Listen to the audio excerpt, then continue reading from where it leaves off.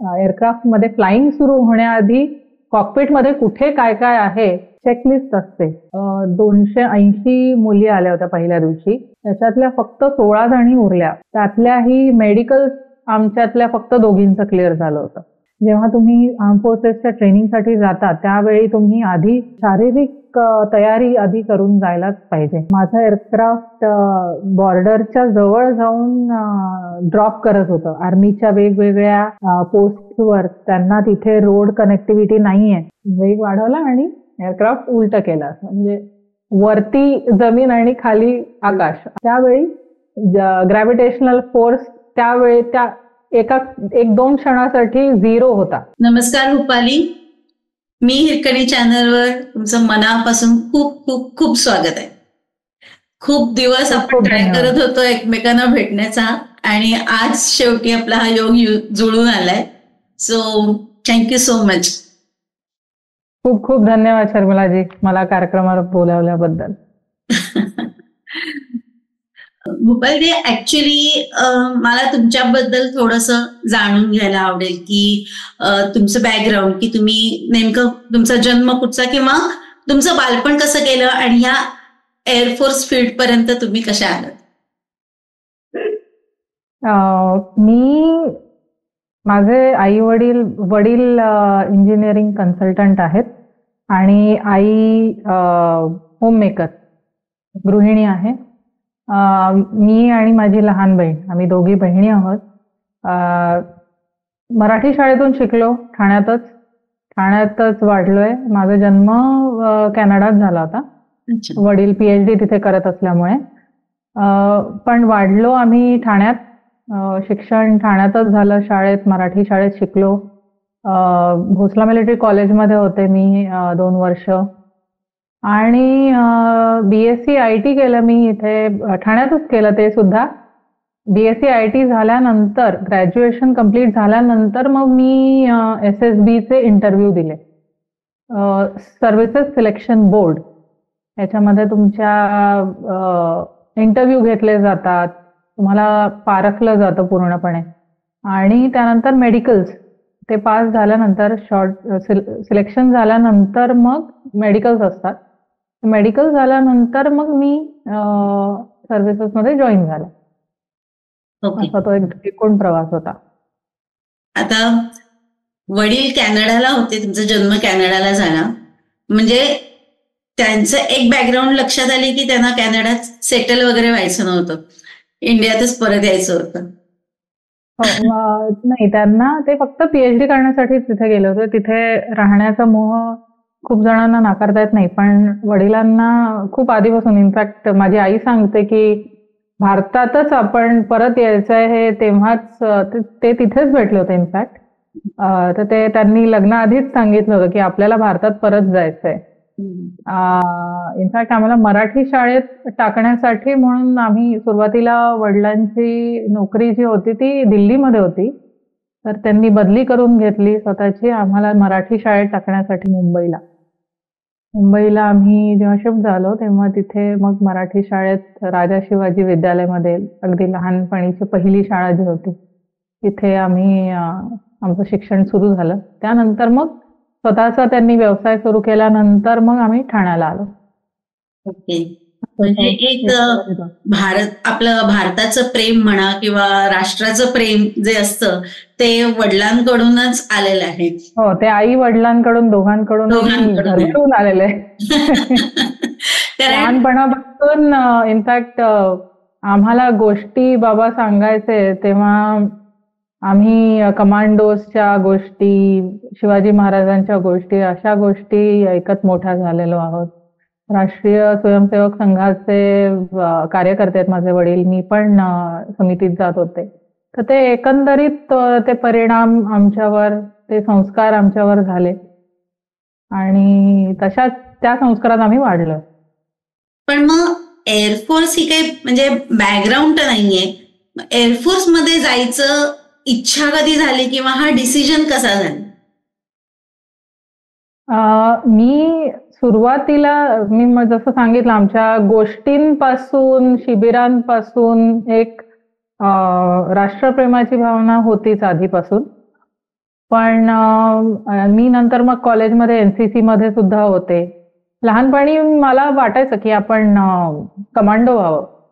त्यानंतर मग मी कॉलेजमध्ये असताना एनसीसी मध्ये असताना मी RD parade, republic day parade, त्या कॅम्पसाठी माझं सिलेक्शन झालं होतं. आणि त्यामार्फत मी दिल्लीला जेव्हा गेले तेव्हा तिथे ऑफिसर्स बघितले, जवळून बघितले आणि त्याचं एक कुठेतरी आकर्षण वाटलं.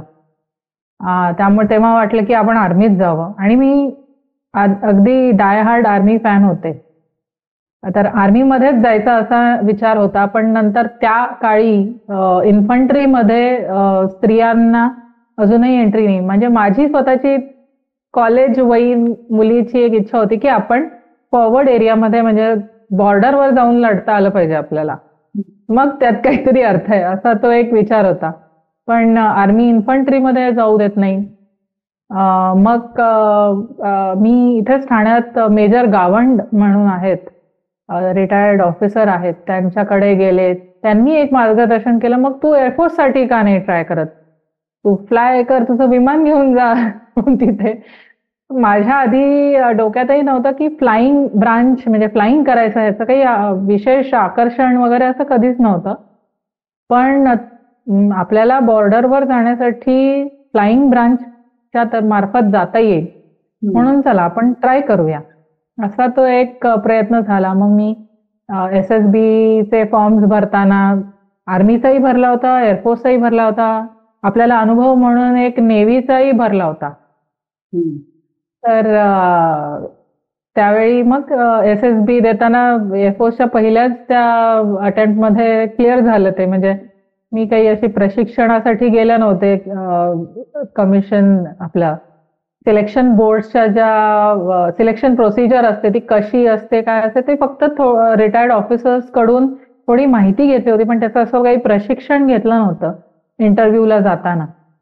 पण ते खरंच ती जी एक प्रोसिजर आहे सिलेक्शन बोर्डाची, म्हैसूरमध्ये मी गेले होते माझ्या त्या इंटरव्ह्यूसाठी, ते तुम्हाला नखशिखांत परखतात.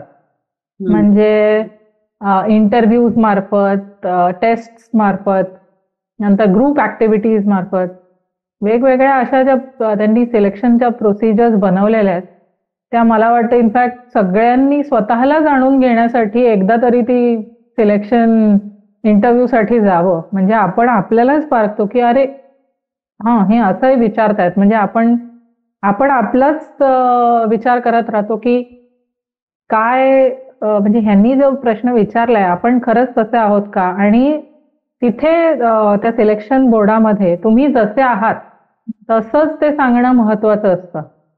उगाचच म्हणजे मला फुटबॉल आवडतो, नुसतंच हवेत तसा भपकारा फुटबॉल मारला तर त्याचा काही उपयोग होत नाही. मग ते त्याच्यात आणखीन खोलवर प्रश्न विचारतात की मग तुम्हाला फुटबॉल ग्राउंडची माहिती आहे का, फुटबॉलचे संघ काय काय आहेत का.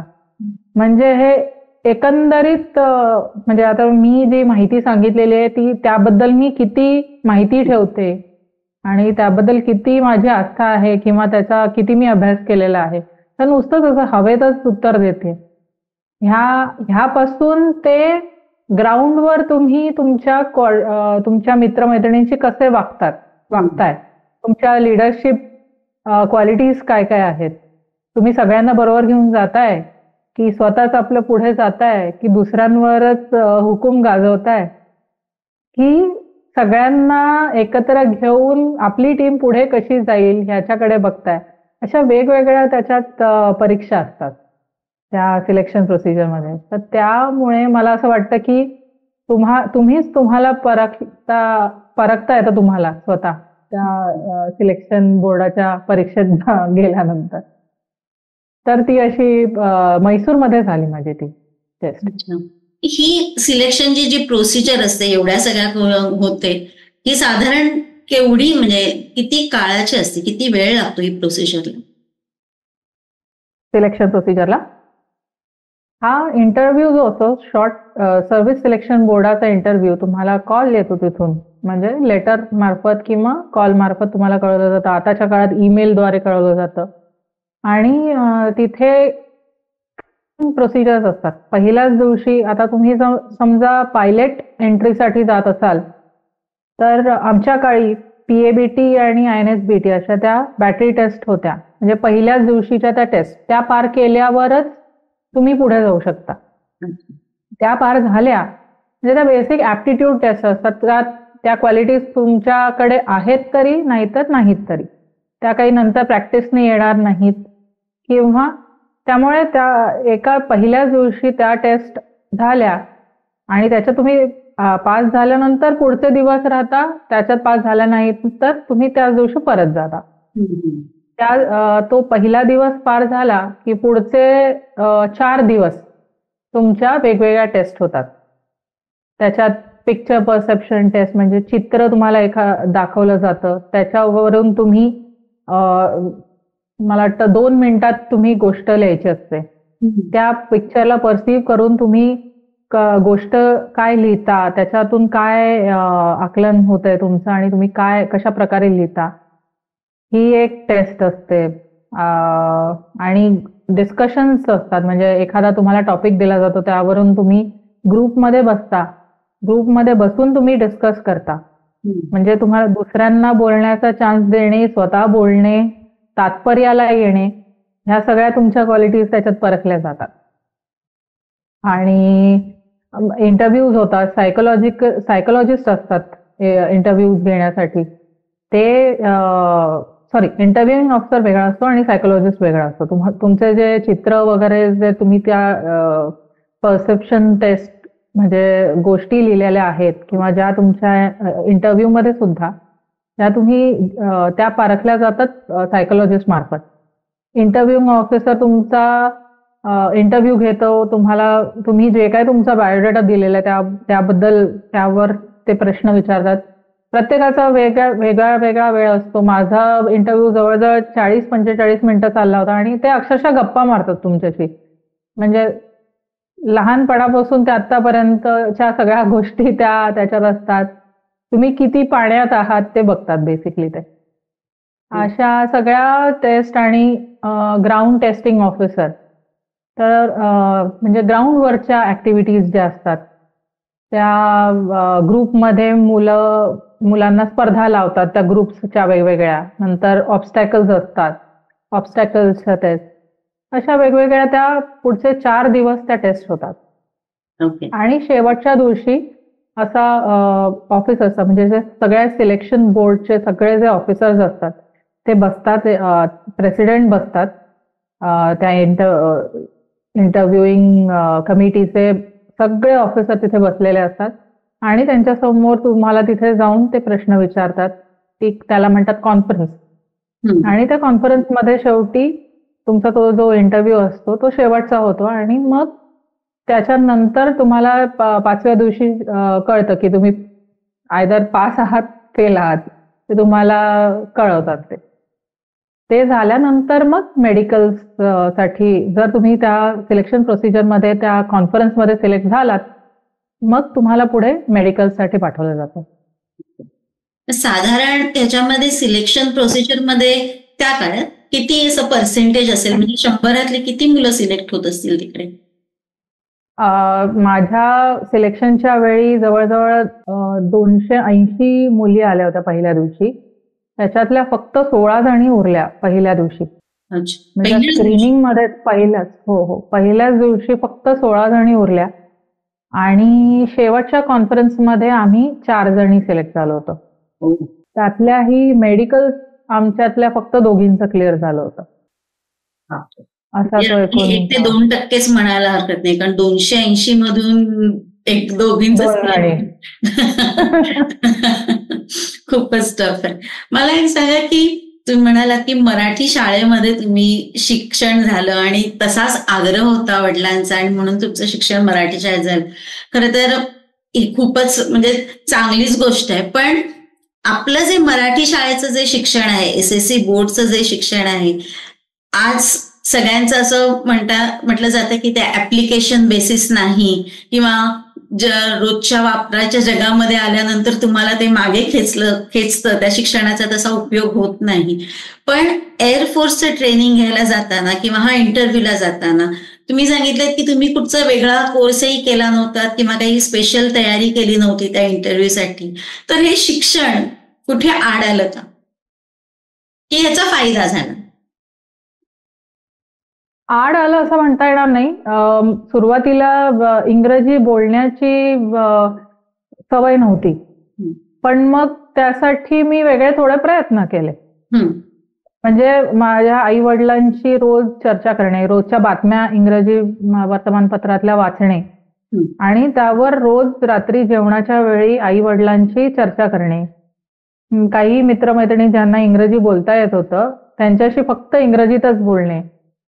अशा प्रकारे मी माझे कॉलेजचे शेवटचे 2 वर्ष जे होती त्या काळात मी ह्याची प्रॅक्टिस केली.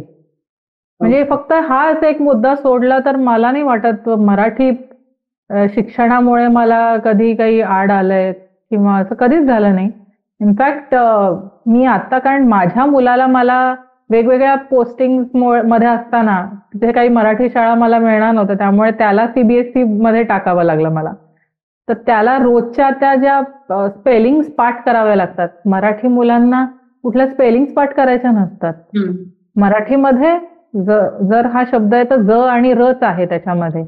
इंग्रजीमध्ये कुठलं वॉवेल कुठे लावता येईल आणि कसं लावायचं तो ई, आता कीन आणि कीप आणि काय असे प्रत्येक शब्द हे असंच का आहे, आता मी इंग्रजी भाषा ही अशीच आहे, हेच एक उत्तर आहे माझ्याकडे त्याला द्यायला.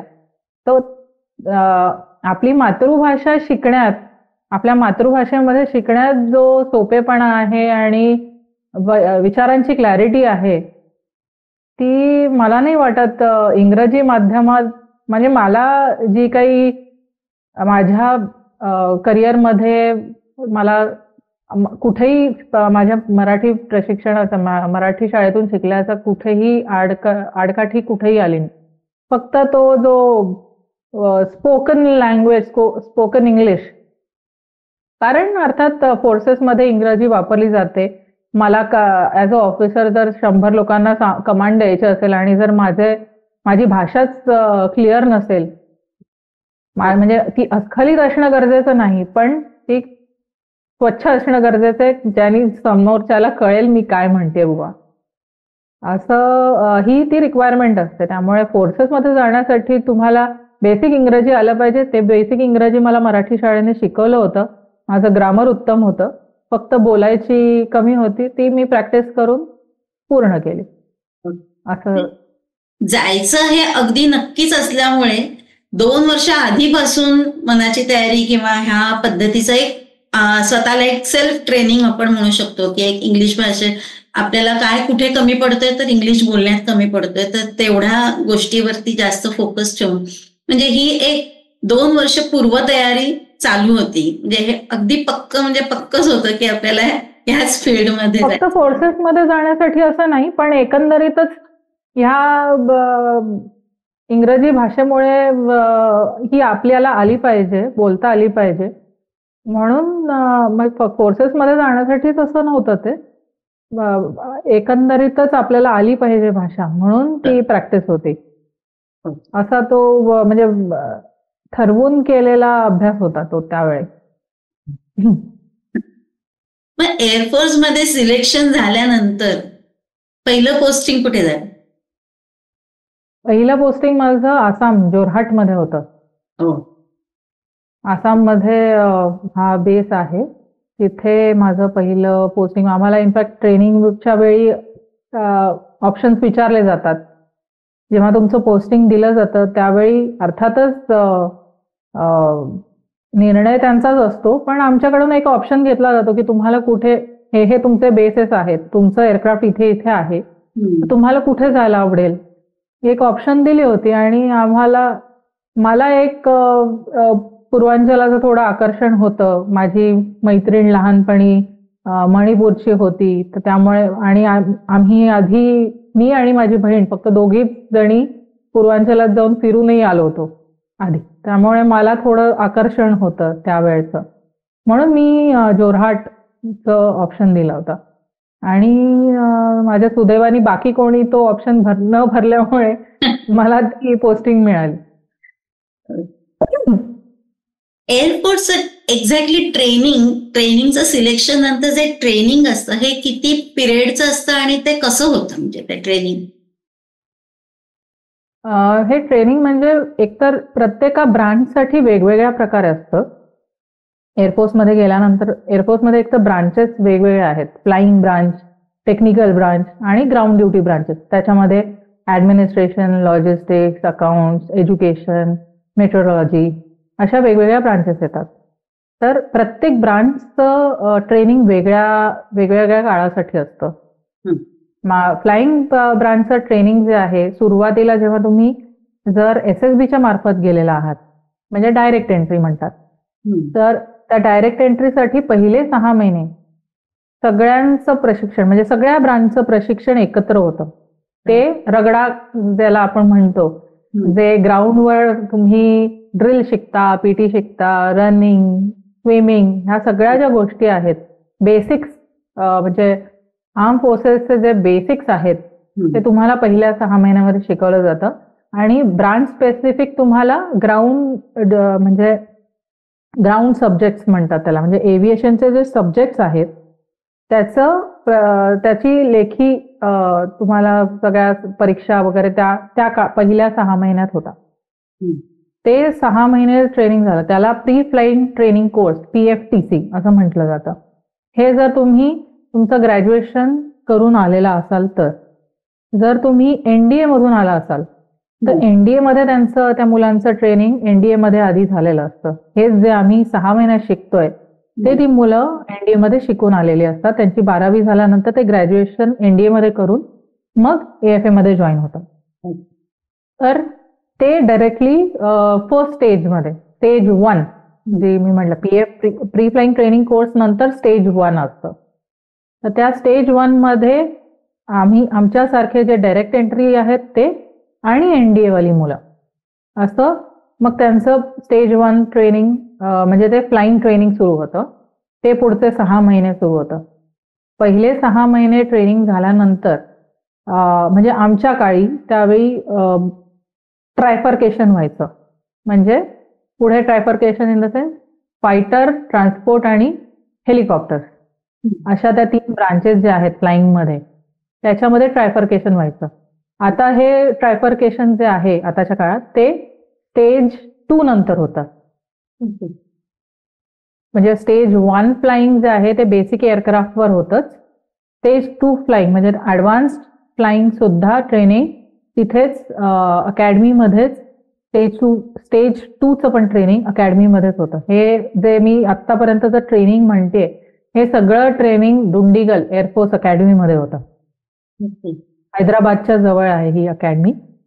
तर तिथे हे स्टेज 2चं ट्रेनिंग सुद्धा आताच्या काळात तिथेच होतं. स्टेज 2 झाल्यानंतर ट्रायफर्केशन होऊन पुढचं ऍडव्हान्स ट्रेनिंग घेण्यासाठी मग मुलं म्हणजे फायटर्सचं ट्रेनिंग घेण्यासाठी हैदराबादमध्येच, चॉपर्सचं ट्रेनिंग घेण्यासाठी सुद्धा वेगळा बेस आहे हैदराबादमध्येच, आणि यलहंकामध्ये, बँगलोरमध्ये ट्रान्सपोर्टचं ट्रेनिंग होतं.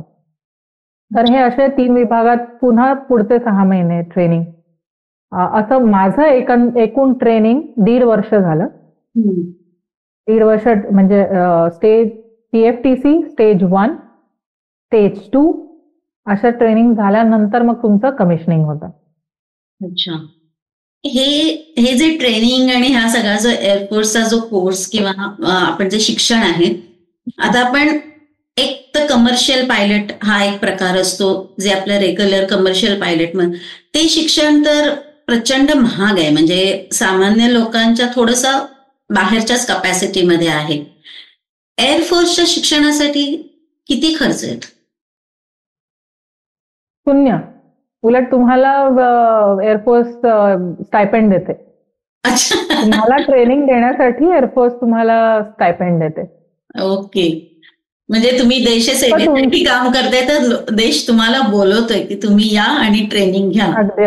अगदी तुम्हाला पूर्णपणे डेडिकेटेड तुमचे इन्स्ट्रक्टर असतात.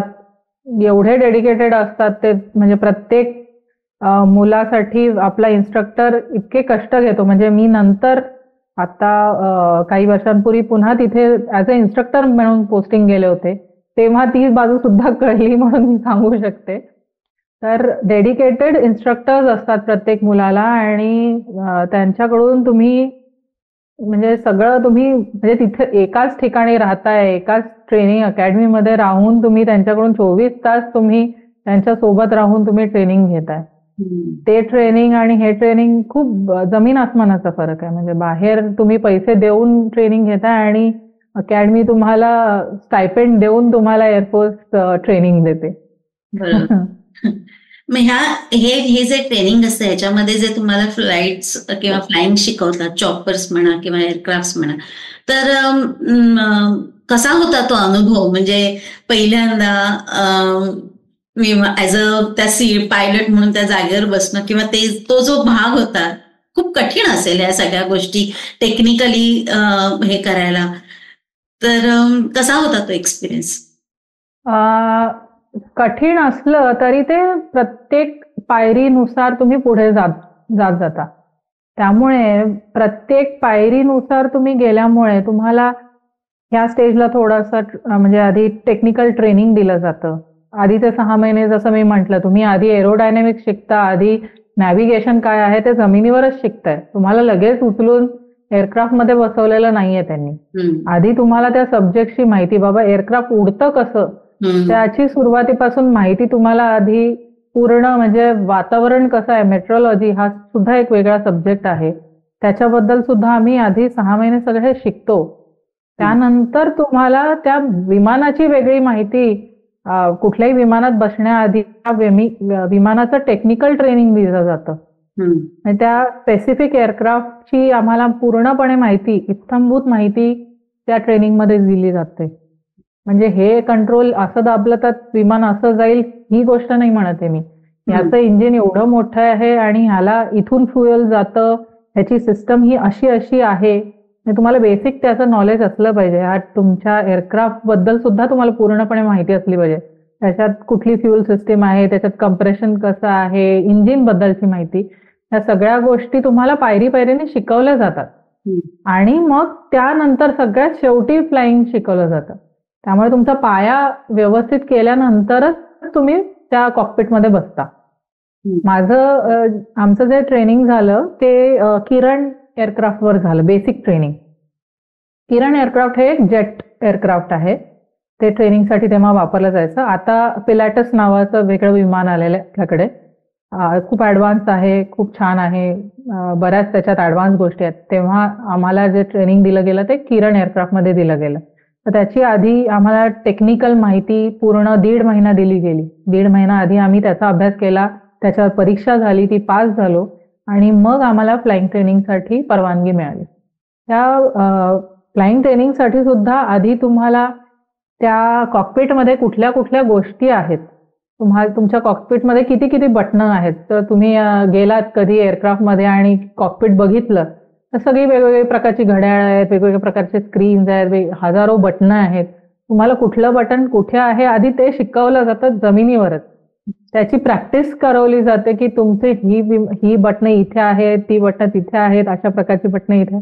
त्याची आम्ही जेव्हा ट्रेनिंग सुरू झालं, त्या एअरक्राफ्टमध्ये फ्लाइंग सुरू होण्याआधी कॉकपिटमध्ये कुठे काय काय आहे त्याची सुद्धा आम्ही प्रॅक्टिस करायचो. आमच्या चेकलिस्ट असते, म्हणजे विमान इंजिन सुरू करण्याची प्रोसिजर आहे बाबा. तर त्याच्यासाठी तुम्हाला आधी हे चेक करायचं, ते चेक करायचं, त्याच्यानंतर अशा 100 गोष्टी चेक करायच्यात.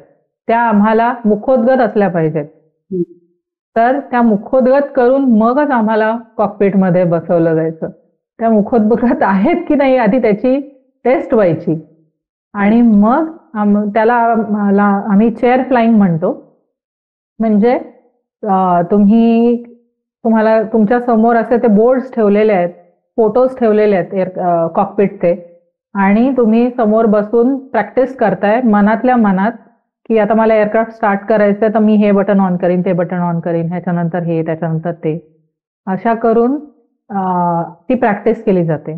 ते झाल्यानंतर तुम्हाला सिम्युलेटर्स आहेत ट्रेनिंगसाठी. त्या सिम्युलेटरवर प्रॅक्टिस होते. म्हणजे ऍक्च्युली उडवण्याच्या आधी तुमच्या ह्या सगळ्या पायऱ्या क्लिअर केल्या जातात.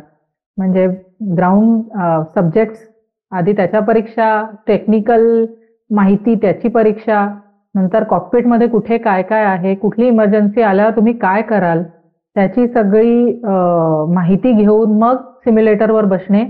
सिम्युलेटरवर त्याची सिम्युलेशन मध्ये तुम्हाला वेगवेगळ्या प्रोसिजर्स दिल्या जातात. आता समजा जर तुझं काय म्हणतात एक इंजिन खराब झालं तर तू काय काय ऍक्शन घेशील सिम्युलेटरमध्ये बसून. तर त्याची प्रॅक्टिस, त्याच्या परीक्षा, ती परीक्षा पास झाल्यानंतर मग तुम्ही फायनली एअरक्राफ्टमध्ये जाऊन ट्रेनिंग सुरू करता. अशा त्या वेगवेगळ्या पायऱ्या असल्यामुळे तुम्हाला अगदी एकदमच सगळं अंगावर आलंय असं कधी होत नाही. तर ते त्यामुळे आणि हे बाहेर सुद्धा असंच ट्रेनिंग असतं की तिथे सुद्धा अशाच प्रकारच्या पायऱ्या असतात. फक्त फरक असा आहे की आम्हाला हे अकॅडमीमध्ये राहून आम्हाला बाकीचा रगडा पण घ्यायचा आहे. आम्हाला ड्रिल करायचंय, आम्हाला म्हणजे रोजचं मॉर्निंग रुटीन करायचं, इव्हनिंग रुटीन करायचंय, नाईट रुटीन करायचं. त्यामध्ये आम्ही हे सुद्धा शिकतोय. हा म्हणजे टाइम मॅनेजमेंट हे पण एक ट्रेनिंगचाच भाग आहे तिथे. तर ते मिलिटरी एव्हिएशन आणि सिव्हिल एव्हिएशन मध्ये ट्रेनिंग मध्ये हा मुख्य फरक आहे की तुम्हाला बाकीच्या गोष्टी सांभाळून तुम्ही करताय. फ्लाइंग ट्रेनिंग बाहेर जे आहे तुम्ही ते डेडिकेटेडली फ्लाइंग ट्रेनिंगच घेता. असं तो एक मोठा फरक आहे. आपले जे एअरफोर्सचे जे विमान असतात त्याच्यामध्ये तुम्ही ज्यावेळी फ्लाय करता ऍक्च्युअल फ्लाईट त्यावेळेला तिथे एक किंवा दोनच माणसं असतात राईट की किती? तुमचा इन्स्ट्रक्टर आणि तुम्ही म्हणजे बेसिक जे पहिलं ट्रेनिंग छोटं एअरक्राफ्ट मध्ये होतं त्या एअरक्राफ्ट मध्ये तुमचा इन्स्ट्रक्टर आणि तुम्ही असे तुम्ही 2 सीटर एअरक्राफ्ट आहे ते. म्हणजे किरण मी जे सांगितलं ते किरण एअरक्राफ्ट 2 सीटर आहे. तुमचा इन्स्ट्रक्टर बसलेला असतो आणि तुम्ही बसलेले असता. तर असं ते ट्रेनिंग सुरू होतं. तुम्ही मगाशी प्रश्न आणखीन एक विचारला होता त्याचं एक उत्तर राहून गेलं. जेव्हा फ्लाइंगची माझी झाली पहिली सॉर्टी जी होती ती फॅमिलरायझेशन सॉर्टी म्हणतात त्याला. म्हणजे तुम्ही ज्या भागावर उडणार आहात त्या भागाची माहिती, म्हणजे जमिनीवर हे तळ इथे आहे, मला ह्या एरियामध्ये फ्लाय करायचंय, हे वरून कसं दिसतं आणि तुम्हाला कुठपासून कुठपर्यंत तुम्ही फ्लाय करू शकता वगैरे वगैरे अशा बेसिक. एअरक्राफ्टला डावीकडे तुम्ही जॉयस्टिक फिरवली तर एअरक्राफ्ट असं होतं. ह्या बेसिक ऍक्शन इन्स्ट्रक्टर तुम्हाला करून दाखवतो त्या फॅमिलायझेशन सॉर्टीमध्ये. तर आणि त्यात एक मनोवरिंगची पण फॅमिलायझेशन होती. म्हणजे एअरक्राफ्ट पुढे जाऊन असं उलट करून मग पुन्हा सरळ करणे वगैरे वगैरे अशा ह्याचं पण फॅमिलायझेशन होतं. तर मी जेव्हा माझ्या इन्स्ट्रक्टर बरोबर गेले, माझे इन्स्ट्रक्टर होते स्क्वॉड्रन लीडर सॅम्युअल, त्यांच्याबरोबर मी गेले होते. पहिली माझी जी फॅमिलायझेशन सॉर्टी होती. तर त्यांनी म्हटलं मग आर यू रेडी नाव, म्हणजे आधी सगळं दाखवलं वगैरे की हा इथे हे तळ आहे मोठं मोठं, हे इथे हे गाव आहे, तिथे ते गाव आहे, ही नदी आहे, ही रेल्वे लाईन आहे. हे झाल्यानंतर मग आता नाव you are ready. Yes sir I am ready. पुढे काय होणार आहे माहिती नाही, काय रेडी, कशासाठी रेडी होईल. आणि त्यांनी आपला एअरक्राफ्ट वेग वाढवला आणि एअरक्राफ्ट उलट केला. म्हणजे वरती जमीन आणि खाली आकाश असा तो एक होता. आणि त्यावेळी ग्रॅव्हिटेशनल फोर्स त्यावेळी त्या 1-2 क्षणासाठी 0 होता ग्रॅव्हिटेशनल फोर्स त्या स्पीडमुळे. आणि त्यावेळी माझ्या इन्स्ट्रक्टरने त्यांचा ग्लव्ज असा काढून असा हवेत टाकला आणि तो असा तरंगला. तर ती एक छान आठवण आहे. म्हणजे ते पण मी बघितलं की अरे बापरे हे असं तरंगतंय. तर ते एक म्हणजे माझी खूप आवडती आठवण आहे. माझ्या इन्स्ट्रक्टरने दाखवलेलं मला ते पण एक कारनामा मी बघितला. तर ती पहिली माझी सॉर्टी होती अशी.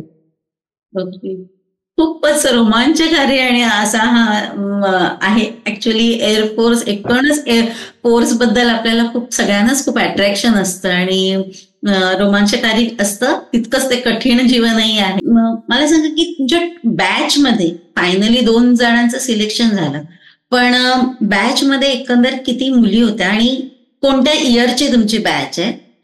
आणि एक एक म्हटलं जातं ना, इव्हन रस्त्यावरून ज्या वेळेला आपण गाडी चालवतो, कोणी मुलगी गाडी चालवत असेल तर एक लोकांच्या डोक्यामध्ये एक असतं की मुलींना गाडी बिडी काही चालवता येत आणि ह्या एअरक्राफ्ट मध्ये इतकं टेक्निकली गोष्टी आहेत, तर टेक्निकली विमान चालवणं हे मुलींसाठी काही वेगळा चॅलेंज आहे का? हा एक गैरसमज जो काही असेल लोकांचा, गैरसमज तो दूर माझ्या ट्रेनिंगच्या वेळी आम्ही 5 जणी फ्लाइंग ब्रांचमध्ये होतो. जसं मी सांगितलं, वेगवेगळ्या ब्रांचेस आम्ही एकत्र ट्रेनिंग घेतो. बाकीच्या ब्रांचेसमध्येही मुली होत्या, पण फ्लाइंग ब्रांचेसमध्ये आम्ही फक्त 5 जणी होतो. 5 जणी आम्ही एकत्र ट्रेनिंग घेतलं बाकीच्या मुलांबरोबर. आणि म्हणजे मुली म्हणून आम्हाला कधीच काही असं वेगळं वागणूकही नाही मिळाली आणि किंवा आम्ही कुठे कमी आहोत असं आम्हालाही जाणवू दिलं नाही आणि आम्ही कोणाला जाणवू दिलं नाही. असं कधीच मला तर अजिबातच वाटत नाही. उलट आमचे इन्स्ट्रक्टर्स आम्हाला रागवले की म्हणायचे की तुम्ही हे का नाही करू शकत, उलट मुली तर मल्टीटास्कर असतात, का नाही जमत आहे तुला, हे तर तुला आलंच पाहिजे, उलट तू मल्टीटास्कर आहेस, तुला आलंच पाहिजे. त्यामुळे तू मुलगा आहेस आणि तुला हे त्यामुळे हे काय जमणार नाही, उलट आम्ही मुली आहोत म्हणून तुला हे तर येणारच असं उलट मानलं जायचं. आणि आम्हाला असं जाणवू कधीच कोणी दिलं नाही आणि आम्हालाही कधी जाणवलं नाही की आम्ही कुठे मुलगी म्हणून वेगळं ट्रेनिंग घेतोय किंवा. आणि दुसरं ते वातावरणच तसं नाही आहे एअरफोर्समध्ये की मुलगी आहेस म्हणून तू काही कमी आहेस किंवा तुला काही येणार नाही, हे येणार नाही, ते येणार नाही. आणि मुली सुद्धा तसंच परफॉर्म करतात. त्यामुळे तसं ट्रेनिंग वेगळं काहीच नव्हतं. आणि फ्लाइंग एज सच म्हटलं ना, मल्टीटास्कर मुली जास्त मल्टीटास्किंग करू शकतात एकंदरीतच. आता स्त्री ही एक एवढ्या गोष्टी एकत्र करू शकते, एकाच वेळी अनेक गोष्टी करणं हे जन्मजात असतं स्त्रीमध्ये. त्यामुळे मला वाटतं मी असं नाही म्हणणार की women are better flyers, but of course they are leading this, they are in this field now and they are leading this field now. कोणत्या बॅचला कंप्लीट केलं? मी 2010 मध्ये कमिशनिंग झाले. अकॅडमीमध्ये प्रत्येक कोर्सचा नंबर असतो, तर मी 185 PC म्हणजे पायलट कोर्स 185 पायलट कोर्स मध्ये आम्ही शेवटी आम्ही फक्त 3घीच जणी कमिशनिंग झालं आमचं. म्हणजे मेडिकल रिझन्समुळे बाकी दोघींना कम्प्लीट करता आलं नाही, पण अदरवाईज आम्ही 3घी जणी त्यावेळी त्या कोर्समध्ये फ्लाइंग ब्रांचमध्ये मुली आम्ही 3घी कमिशनिंग झालं होतं आमचं 2010 जून मध्ये. ओके, तर एकतर खूप अभिनंदन की एवढ्या 284 मुलींमधून नंतर तर थोडं सिलेक्शन होत फायनली 2 मुलींचं कमिशन मध्ये तुमचं सिलेक्शन झालं. स्त्रिया आपण हे मानतोच की मल्टीटास्कर आहेत किंवा कोणत्याही स्त्रीला असं वाटत नसावं की माझ्यात काही कमी आहे किंवा मला काही, हे समाज जाणवून देत असतो तुम्हाला की ह्या फील्डमध्ये पुरुषांचीच मक्तेदारी आहे किंवा हे. तर आता ह्या सगळा जो काही ट्रेनिंग पिरियड होता 1.5 वर्षाचा, जो खूप कठीण असा असतो, तर ह्याच्यामध्ये असा काही चॅलेंजिंग असं कधी काही आणलं का की एक, कारण एअरक्राफ्ट ह्या फील्डमध्ये तुम्हाला डिसिजन मेकिंग पण खूप फास्ट आणि ॲक्युरेट घेता यायला पाहिजे. तुमचा एक छोटासा डिसिजन पण बरंच मोठं नुकसान करू शकतो. तर असं चॅलेंजिंग असं कधी ट्रेनिंग मध्ये म्हणा किंवा तुमच्या पुढच्या करिअरमध्ये अशा चॅलेंजिंग गोष्टी काय काय आल्या? खूपच छान प्रश्न आहे हा. कारण म्हणजे मला स्वतःला विशेष असं, मी लहानपणापासून व्यायाम करत होते फिजिकली आणि मेंटली. आपण ह्या 2 ह्याच्यात घेऊया हा प्रश्न. फिजिकली मला स्वतःला विशेष कधी असे प्रश्न आले नाहीत, कारण लहानपणापासून मी व्यायाम करत आले होते, ट्रेकिंग करत होते. पण फक्त मला पळण्याची सवय नव्हती. म्हणजे अकॅडमीमध्ये आम्ही 8-8 किलोमीटर पळायचो. पण मला वाटलं नव्हतं की मी एवढी आरामात पळू शकेन. पण अकॅडमीच्या ट्रेनिंगमुळे आम्ही तेही केलं. पण ज्या मुलं मुली इनफॅक्ट जे जास्त त्यांना आधी फिजिकलची किंवा व्यायामाची सवय नसते, त्यांना कधी कधी एकदमच अचानक एवढं तुम्ही रिगरस ट्रेनिंग करायला लागलात, ते सुद्धा पायरी पायरीने होतं. पण तुमच्या शरीराला सवय नसली तर तुम्हाला बरेच मेडिकल इश्यूज होऊ शकतात. आणि ते झाले. इनफॅक्ट मी जसं सांगितलं, माझ्या बरोबरच्या 2 जणी त्या ट्रेनिंगच्या, असं नाहीये की त्या नाजूक होत्या किंवा मुलंही काही काही फिजिकल मध्ये फेल झाल्यामुळे ते त्या ट्रेनिंग मधनं बाहेर पडले. असंही होतं. इनफॅक्ट मी असं नाही म्हणणार, माझ्या बरोबरची जी होती ती आजारी पडल्यामुळे ती फेल झाली.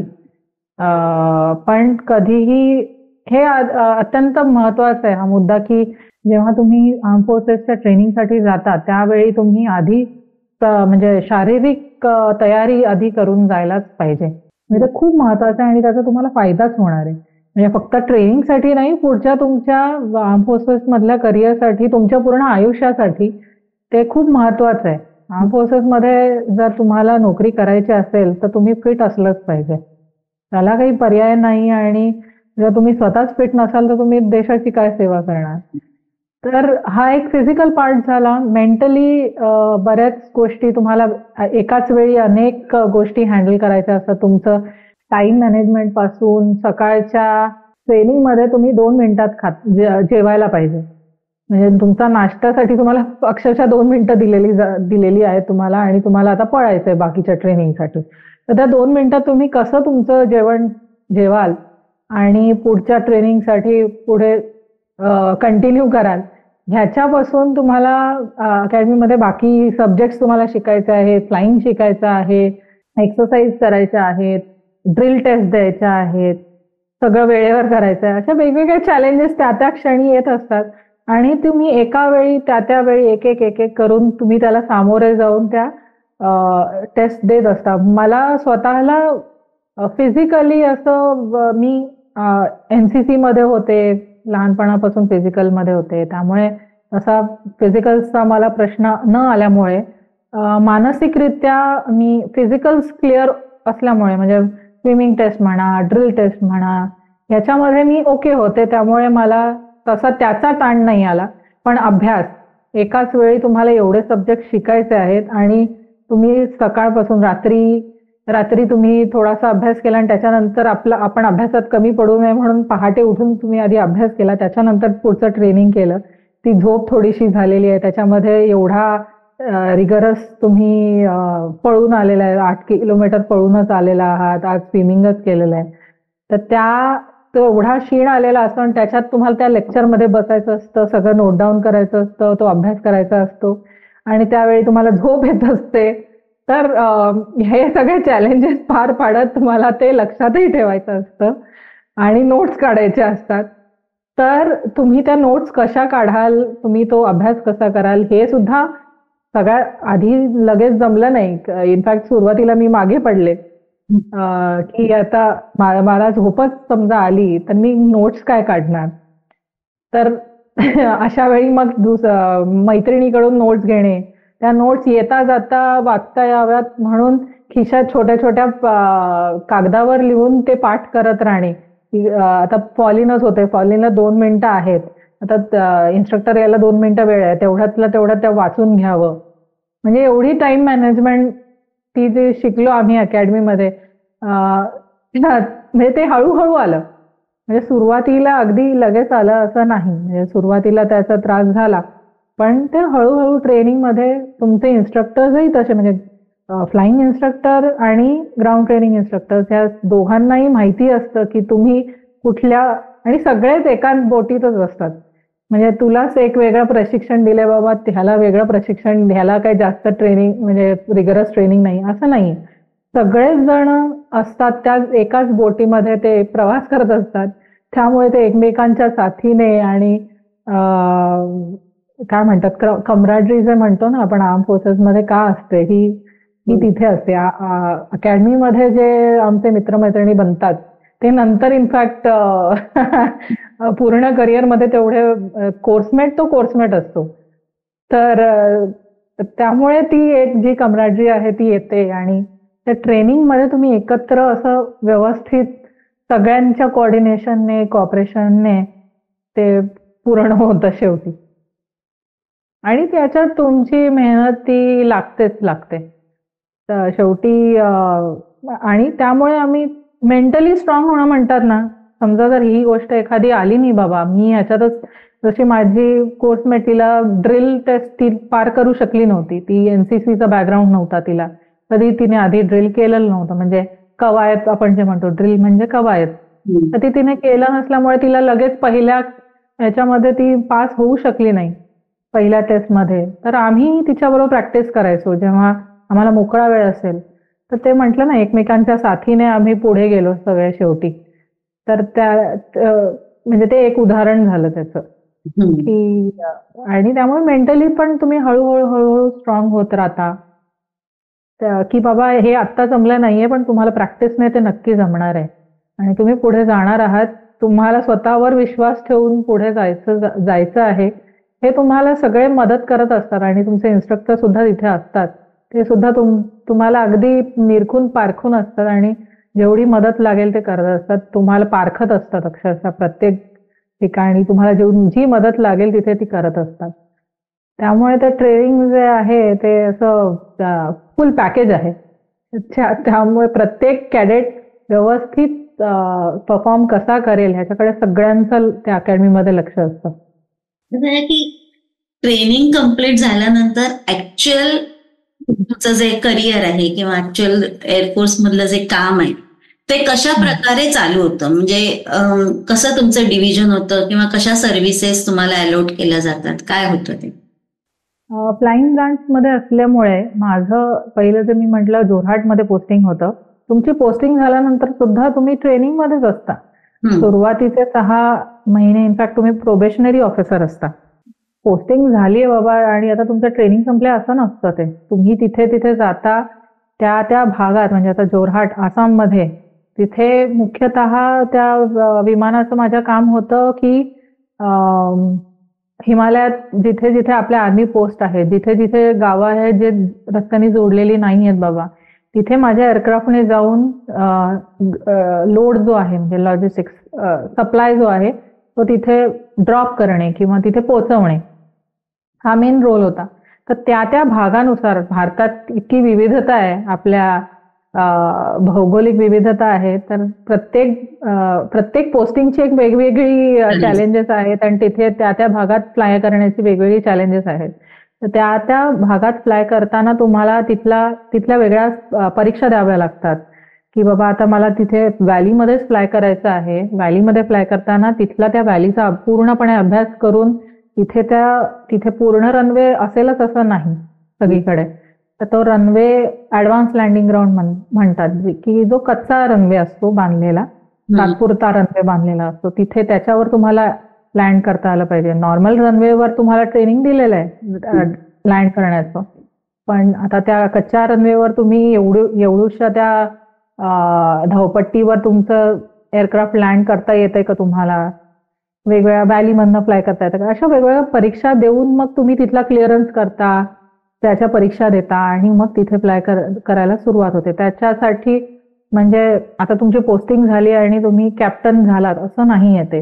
म्हणजे तुम्ही तुमचं पूर्ण एअरफोर्स मधलं करिअर आहे. एक तर तुम्हाला परीक्षा परीक्षा दरवर्षी परीक्षा होते. एकतर म्हणजे जे अकॅडमीमध्ये जे शिकलोय ते तुम्ही अप्लाय कसं करताय आणि तुम्हाला तुमच्या भागाची किती माहिती आहे, तुमच्या एअरक्राफ्टची किती माहिती आहे, प्रत्येक स्टेजला तुमच्या त्या परीक्षा होत राहतात. त्यानुसार तुम्हाला कॅटेगरायझेशन तुमचं होतं. फ्लाइंगचं इन्स्ट्रुमेंट रेटिंग आणि कॅटेगरायझेशन अशा वेगवेगळ्या परीक्षा त्या द्याव्या लागतात. त्या दरवर्षी होतात. म्हणजे असं नाहीये की एअरफोर्समध्ये आता ट्रेनिंग झालं आणि आता माझ्या परीक्षा वगैरे हे सगळं संपलेलं आहे असं नाहीये. म्हणजे आम्हाला सुरुवातीला जेव्हा आम्ही पोस्टिंगला गेलो तेव्हा तिथे म्हणजे जे सिनियर ऑफिसर्स होते भाई अभी अकेडमी से आ गए हो, अकेडमी अभी भूल जाओ, अभी यहाँ पे ट्रेनिंग तुम्हारा सुरू हो गया है, अशी ती सुरुवात झाली होती तिथे. तर तुमचं एअरफोर्स आयुष्य जे आहे तुम्ही परीक्षा देतच राहता. अनुभवानुसार त्या सोप्या वाटायला लागतात, पण दरवर्षी तुम्हाला परीक्षा, ते क्लिअरन्सेस, नवीन नवीन चॅलेंजेस ही येतच राहतात. म्हणजे त्या भागात आता माझी पहिली पोस्टिंग जोरहाटमध्ये आहे, दुसरी पोस्टिंग माझी चंडीगडमध्ये होती. तर म्हणजे दोन्ही भागातलं फ्लाइंग वेगवेगळं आहे. दोन्ही बाजूचा हिमालय वेगवेगळा आहे. तर तिथले वेगवेगळे चॅलेंजेस, वेगवेगळ्या परीक्षा अशा त्या क्लिअर कराव्या लागतात. सुदैवाने मला फ्लाइंग ऐवजी सुद्धा ऍडमिनिस्ट्रेशन आणि ट्रेनिंग या दोन्ही गोष्टी करता आल्या. म्हणजे मी चंडीगडमध्ये सुद्धा ऍज अ पायलट म्हणून काम केलं. त्यानंतर माझी पोस्टिंग अकॅडमीमध्ये म्हणजे एअरफोर्स अकॅडमी डुंडिगल इथे आली. तिथे मी ग्राउंड इन्स्ट्रक्टर होते आणि ट्रेनिंगचं ऍडमिनिस्ट्रेशनची जबाबदारी माझ्याकडे होती. त्यामुळे तिथे ऍडमिनिस्ट्रेशन वेगळं मी तिथे शिकले. म्हणजे अनुभवातून, कामातून, सगळ्यांकडून शिकून सगळ्या तिथे, कारण सगळ्या ब्रांचेस तिथे एकत्र शिकतायत आणि प्रत्येकाच्या ट्रेनिंगचं तुम्हाला ऍडमिनिस्ट्रेशन करायचं. म्हणजे तो कॅडेट अकॅडमीमध्ये आल्यापासून तो पास आउट होईपर्यंत तुम्हाला त्याचं कागदपत्र, त्याचं डिसिप्लिन हे सगळं तुम्हाला बघायचं आहे. आणि म्हणजे I was at the centre location. म्हणजे ते ऍडमिनिस्ट्रेशन, ट्रेनिंगचं ऍडमिनिस्ट्रेशन जे आहे ते वेगवेगळ्या फॅकल्टीजच्या त्यांना पुरून असं तो एक जॉब आहे. त्यामुळे तिथे मला ते ऍडमिनिस्ट्रेशनही शिकता आलं. नंतर मग माझी पोस्टिंग आली वडोदऱ्याला. वडोदरामध्ये मी ऑपरेशन्स सांभाळत होते. त्याचं ऑपरेशन्सचं माझ्याकडे काम आल्यामुळे मग तिथे रोजचं फ्लाइंग किती आहे, कसं आहे, कुठे मला, म्हणजे वडोदरा हे ठिकाण अगेन ते वेगळं ठिकाण आहे. त्याचे वेगवेगळे चॅलेंजेस आहेत. म्हणजे बाहेरच्या सिव्हिल ऍडमिनिस्ट्रेशनशी कॉन्टॅक्ट करणे, त्यांच्याशी काय म्हणतात, त्यांच्याशी संलग्न राहून एअरफोर्सला काम कसं करता येईल ह्या गोष्टी करणे, अशा वेगवेगळ्या जबाबदाऱ्या तेही शिकायला मिळालं मला. तर त्यामुळे माझा अनुभव फक्त फ्लाइंगशी रिलेटेड मला एअरफोर्सने शिक्षण नाही दिलं, तर मला ऍडमिनिस्ट्रेशनचंही प्रशिक्षण दिलं, मॅनेजमेंटचंही प्रशिक्षण दिलं. त्यामुळे मी समृद्ध होत गेले अशा पायरी प्रत्येका पोस्टिंगनुसार. पहिलं पोस्टिंग आसामला झालं. आसामला तर दरवर्षीच ब्रह्मपुत्रेला पूर येत असतो. तर या पूरग्रस्त परिस्थितीमध्ये आपण जनरली मिलिटरीला म्हणा किंवा एअरफोर्सचाच तिथे जास्त करून काम होतं. तर असा अनुभव आला का त्यावेळेला, ज्यावेळेला तिकडे पोस्टिंग असताना? ब्रह्मपुत्रेला जेव्हा पूर येतो, पण आता आपल्याकडे भारतात एनडीआरएफ टीम ही खूप ऍक्टिव्ह आहे. एकतर आर्मी ह्या मुख्य कामात, ह्या सगळ्या कामात आर्मी ही पहिल्यांदा ऍक्टिव्हेट होते. एअरफोर्स हे दुय्यम आहे. ज्या भागात आपल्याला पोहोचता येत नाहीये तिथे चॉपर्स हे डिप्लॉय होतात. त्यामुळे माझं एअरक्राफ्ट हे ज्या भागात शिधा पुरवायचे आहेत, जसं आपल्या श्रीनगरमध्ये जेव्हा पूर आला होता, किंवा काय म्हणतात, ज्यावेळी श्रीनगरमध्ये, मी त्यावेळी चंडीगडमध्ये पोस्टेड होते, त्यावेळी श्रीनगर, अवंतीपूर या ठिकाणावरून म्हणजे जवळजवळ हजारोनी आम्ही तिथले नागरिक श्रीनगर आणि अवंतीपूर या ठिकाणावरून चंडीगडला जे लोकेशन ठरवलं गेलं होतं तिथे आणलं त्या लोकांना. असं म्हणजे जवळजवळ त्यांना एअरलिफ्ट केलं होतं. ते हजाराहून जास्त लोक होते तिथे इनफॅक्ट. पण ग्राउंडवर जे काम करतात ते आर्मी त्याच्यात जास्त कार्यक्षम असते. आणि आमचं काम जे होतं तिथल्या लोकांना त्यांनी जे जमा केलेलं आहे त्यांना एअरलिफ्ट करून दुसरीकडे सेफ ठिकाणी पोहोचवणे. तो एक म्हणजे पूरग्रस्त परिस्थिती किंवा जखमी आपला जवान आहे त्याला एका ठिकाणावरून ॲम्ब्युलन्स म्हणजे एअरक्राफ्टला ॲम्ब्युलन्स मॉडिफिकेशन केलं जातं आणि त्यामध्ये त्याचे डॉक्टर्स असतात, त्याचे जे इक्विपमेंट्स घेऊन मग सेफ ठिकाणी जिथे मोठं हॉस्पिटल असेल तिथे ते घेऊन जाणे, हा पण एक वेगळा रोल आहे एअरक्राफ्टचा. तसे अनुभव आले. तर ते एक वेगवेगळे वेगळे चॅलेंजिंग रोल्स होते.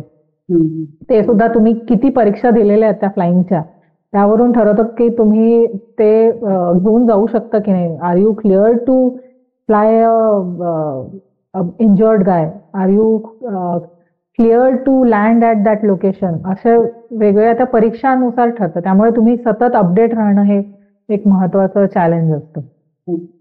मला मगाशी तुम्ही बोलताना सांगितलं की लहानपणापासून तुमची इच्छा होती की बॉर्डरवर जाऊन फाईट करायचं वगैरे किंवा बॉर्डरवरती जायचं, म्हणून पहिल्यांदा तुम्ही आर्मी ट्राय केलं, मग एअरफोर्स. तर बॉर्डरवर जायची संधी मिळाली का एअरफोर्सची? मी म्हटलं ना, माझं एअरक्राफ्ट बॉर्डरच्या जवळ जाऊन ड्रॉप करत होतं. आर्मीच्या वेगवेगळ्या पोस्टवर त्यांना तिथे रोड कनेक्टिव्हिटी नाहीये आणि वर्षातले काही महिने रोड असले तरी त्याची कनेक्टिव्हिटी बंद पडलेली आहे.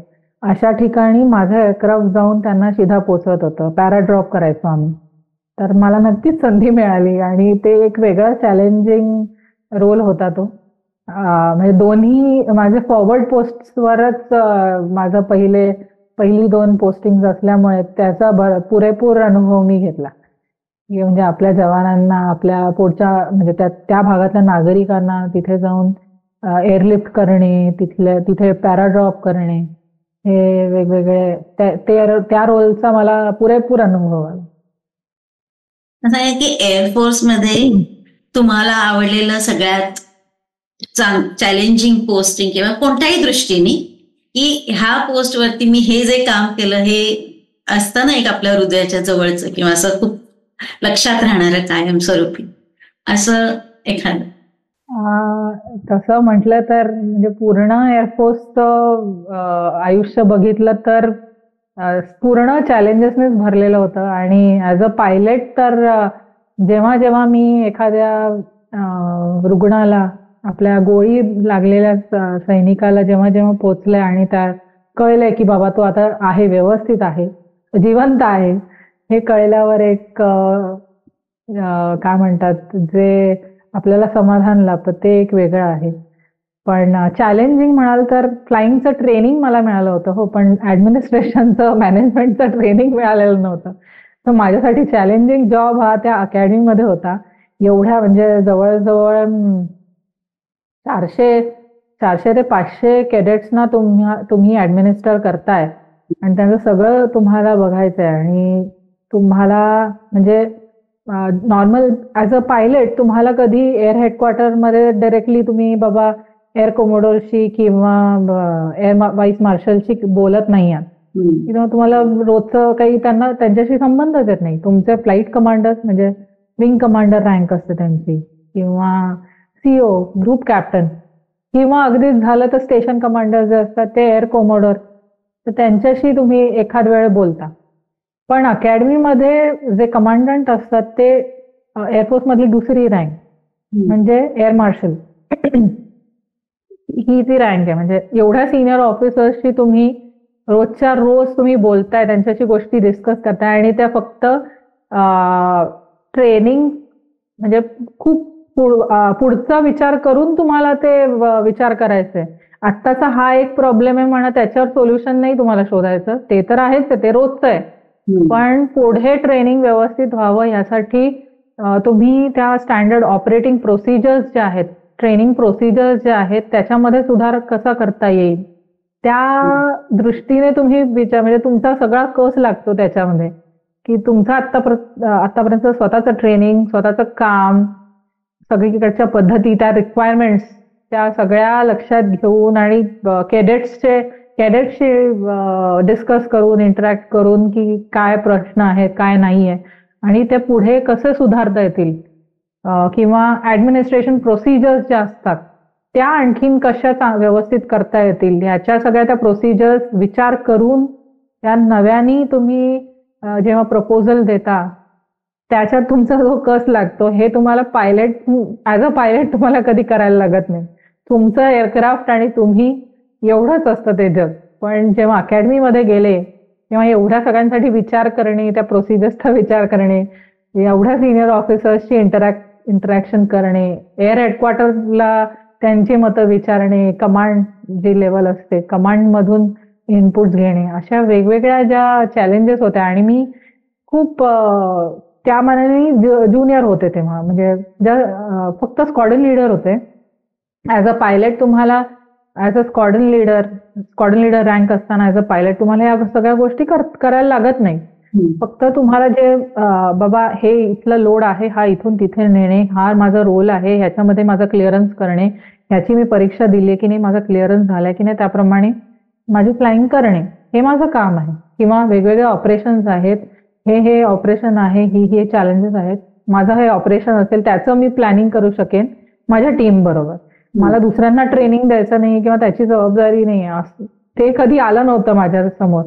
पण जे चॅलेंज माझ्या अकॅडमीमध्ये आलं ते हळूहळू, म्हणजे सुरुवातीला मला खरं प्रश्न आला की बापरे हे कसं, पण ते सगळं वेगवेगळ्या अर्थात मी लकी होते की अकॅडमीमध्ये सगळेच इन्स्ट्रक्टर असतात, त्यामुळे I could learn from the best people.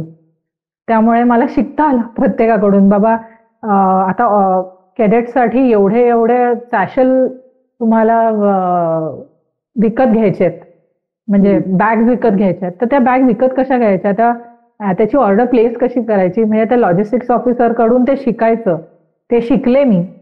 आणि ते एक्झिक्यूट कसं करायचं, अशा सगळ्या ऍडमिनिस्ट्रेशन प्रोसिजर्स मी तिकडे शिकले आणि त्या पार पाडल्या. आणि ते सुद्धा ज्युनियर असताना, बऱ्यापैकी मी ज्युनियर होते, तो माझ्या प्रशिक्षणाचा भाग नव्हता किंवा कोणी मला शिकवलं नव्हतं, पण अर्थात माझे सिनियर्स होते तिथे मला मदत करायला. मी सगळ्यांकडून वेगवेगळ्या गोष्टी प्रोसिजर शिकत ऍडमिनिस्ट्रेशन करू शकले. आणि ते फार चॅलेंजिंग होतं आणि खूप फुलफिलिंग पण होतं. अकॅडमीमध्ये तुम्हाला लगेच त्याचे रिझल्ट पण दिसतात, त्यामुळे ते खूप समाधानकारी असतं की बाबा हा कोर्स पासआउट झालाय.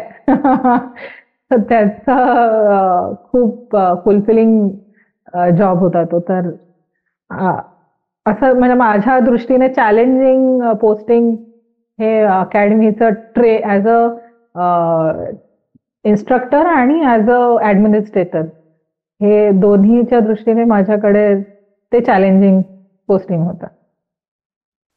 ऍज अ पायलट इथं पॅशन होती किंवा त्याचं ते तुम्ही ट्रेनिंग घेतलं होतं आणि हे एक वेगळं फील्ड, अचानक मोठी जबाबदारी, इट्स चॅलेंजिंग.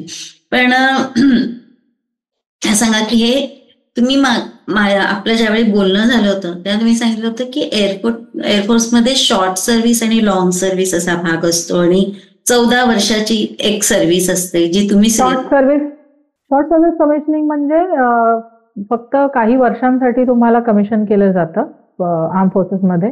परमनंट कमिशन म्हणजे जोपर्यंत तुमची रिटायरमेंट एज येत नाही तोपर्यंत तुम्ही सर्व्हिसेसमध्ये राहता. शॉर्ट सर्व्हिस म्हणजे एअरफोर्समध्ये आणि आर्मीमध्ये सुद्धा मला I am not sure about navy किंवा MNS ह्या सगळ्यांचे वेगवेगळे टेनर्स आहेत इनफॅक्ट. पण साधारणतः 10+4 वर्ष 10 वर्ष तुमचं कमिशनिंग, आणि पुढे तुम्हाला वाटलं किंवा सर्व्हिसेसना वाटलं की तुम्ही योग्य आहात, तुमचा फायदाच होणार आहे सर्व्हिसेसना, तर तुम्हाला पुढे आणखीन 4 वर्ष ते एक्सटेंड करता येतं.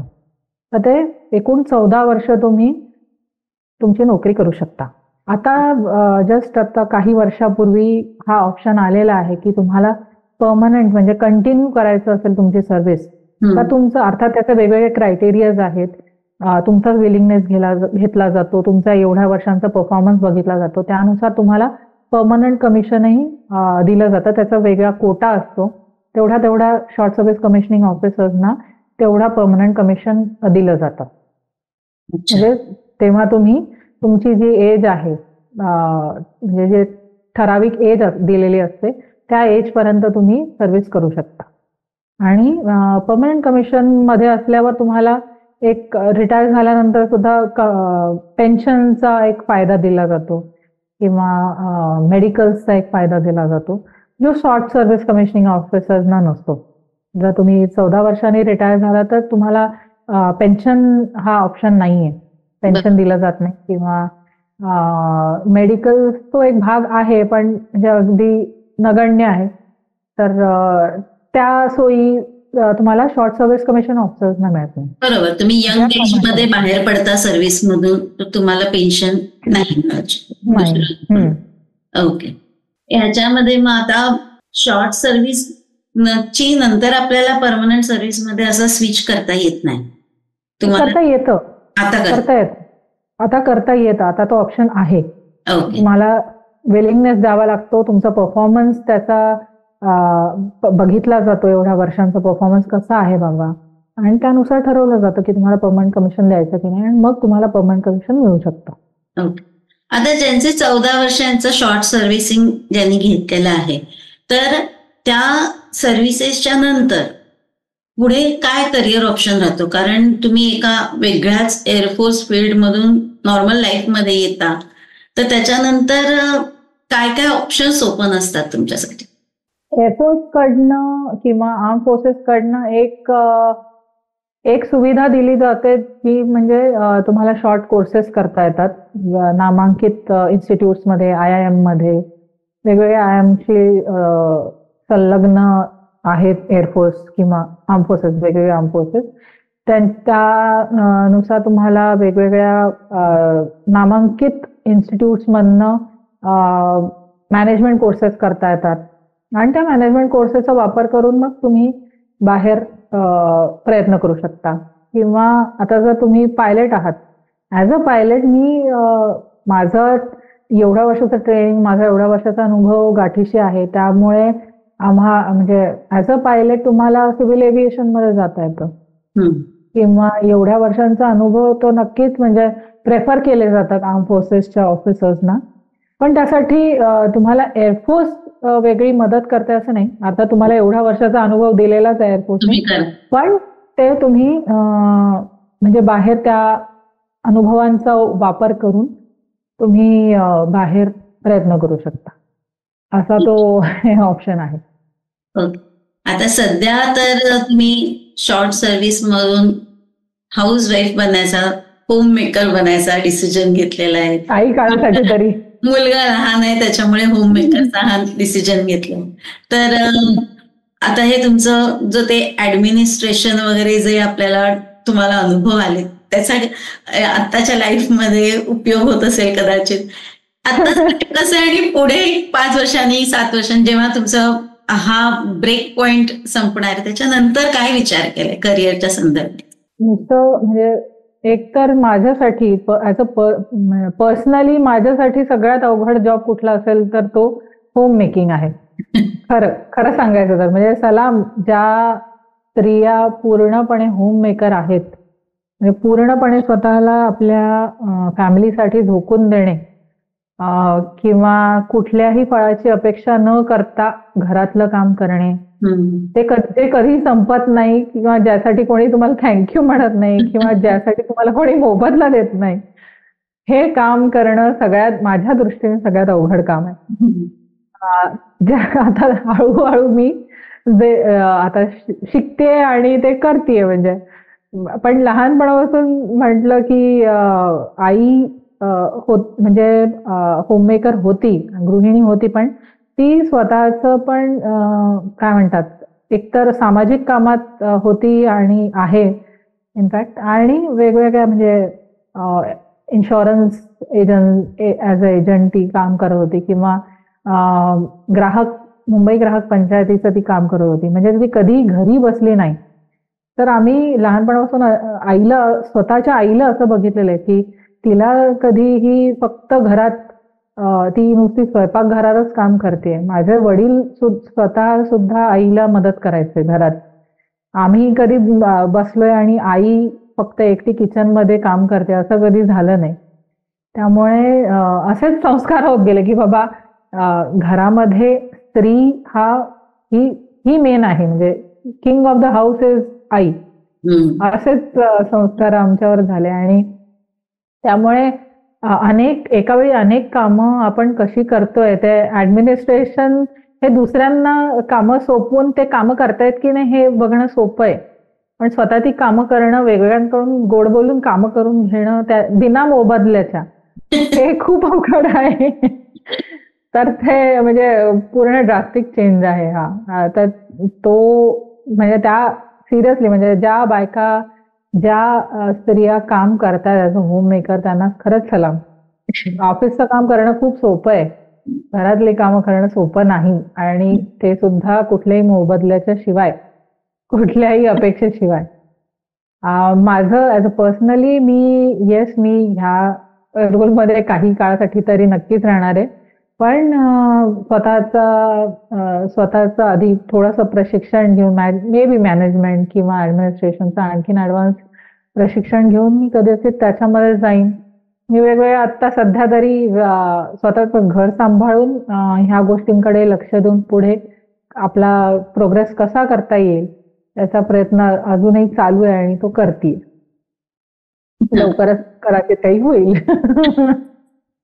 आता मला एक तुम्हाला प्रश्न विचारायचा आहे की आता ज्या नवीन मुली आहेत ज्यांना एअरफोर्स जॉईन करायचं आहे किंवा आपल्याला हे सगळे ऐकल्यानंतर ज्यांना करायची इच्छा होईल, तर त्यांच्यासाठी तुम्ही काय सल्ला द्याल की त्यांनी काय तयारी करावी किंवा काय डोक्यात एक ठेवून हे फील्ड जॉईन करावं? एकतर ह्याच फील्डमध्ये जायचं असं काही म्हणजे असाच विचार करून तो ठरवून मला हेच करायचं आहे असेही मुलं मी बघितलेत. किंवा पण एक ऑप्शन नेहमी उघडा ठेवावा. असं नाही की ह्याच फील्डमध्ये जायचं पण ते झालं नाही तर काय, असं त्याचाही विचार करावा. पहिलं मी सांगेन आपली तयारी कशी करावी, तर मी जशी म्हणजे माझ्यासाठी स्पोकन इंग्लिश हे एक तयारी होती. नंतर आपला जनरल नॉलेज, आत्ताच्या मुलांना मला वाटतं थोडं जनरल नॉलेज वाढवण्याची गरज आहे. म्हणजे आपल्याला व्हॉट्सअप ज्ञान खूप असतं किंवा पण जनरल नॉलेज जे आहे ते वाढवण्याची गरज आहे. त्यासाठी डिस्कशन्स करा आपल्या मित्रमैत्रिणींबरोबर, रोजच्या बातम्या वाचा. दुसरं व्यायाम करा. कारण मी ॲज अ इन्स्ट्रक्टर जेव्हा गेले मुलींना, म्हणजे आमच्या काळी मी जेव्हा ट्रेनिंग घेत होते त्या मानाने खूप जास्त वाढ झालेली ह्या गोष्टीमध्ये की पेल्विक फ्रॅक्चर्स होतात ट्रेनिंगच्या वेळी, मुलींना स्पेशली. आपली जडणघडण अशी असते स्त्रियांची, मुलींची, की ज्यामुळे पेल्विक फ्रॅक्चर्सची जास्त वाढते. म्हणजे कारण माझ्या ट्रेनिंगच्या वेळी जर 2-3 मुलींना होत असेल तर आत्ता अक्षरशः जवळजवळ 15-20 मुलींना ते पेल्विक फ्रॅक्चर्स होत आहेत. हे खूप वाईट आहे. म्हणजे मला फक्त मेडिकल्समुळे, म्हणजे खूप मुली हुशार आहेत, खूप सिन्सिअर आहेत आणि फक्त मेडिकलमुळे त्यांना जेव्हा ट्रेनिंगच्या बाहेर पाठवावं लागतं तेव्हा खूप वाईट वाटायचं मला जेव्हा. कारण माझ्याकडेच ते ऍडमिनिस्ट्रेशनचा भाग होता आणि हा खूप मोठा फरक एक जाणवला मला. की त्यामुळे आपण जेव्हा आर्म फोर्सेससाठी प्रयत्न करतोय तर शारीरिक प्रयत्न करणे, रोज पाळा ना तुम्ही, रोज व्यायाम करा ना. म्हणजे रोज व्यायाम करणे, आपलं जनरल नॉलेज वाढवणे, दुसऱ्यांची मतं घेऊन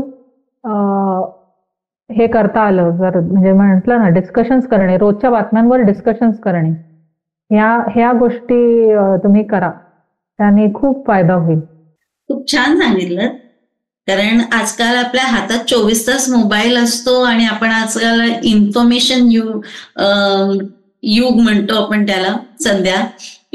पण तरी सुद्धा जनरल नॉलेज आपल्याकडे कमी आहे असं दिसतंय. कारण आपण वरची रील, 5 मिनिटं काही सेकंदाचे रील पर्यंतच आपली आता कपॅसिटी राहिलेली आहे काहीतरी वाचनाची किंवा बघण्याची. तर ह्या गोष्टीवरती काम करणं अत्यंत जरुरीच आहे. त्यामुळे खूप छान सल्ला दिला तुम्ही आजकालच्या मुलांना.